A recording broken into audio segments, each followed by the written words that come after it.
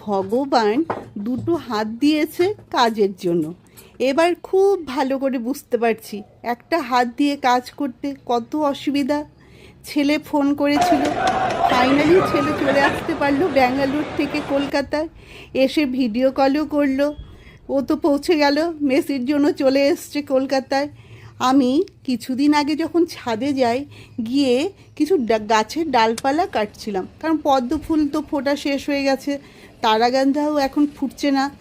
খুব তাড়াহুড়ো করছিলাম, কারণ আমার পার্সেল এসেছিলো। ওখানে আমাকে ওপেন ডেলিভারি করে দেখাবে, সেই জন্য ওরা দাঁড়িয়ে আছে। তাড়াহুড়ো করতে গিয়ে আমার ডান হাতের বুড়ো আঙুলটা একদম কাঁচির, মানে যেখানে আঙুল দিয়ে ধরতে হয় সেই জায়গার ভেতরে চলে গেল। আর এটা স্প্রিং দেওয়া কাঁচি ছিল, যার জন্য ভীষণ লেগে গেছে।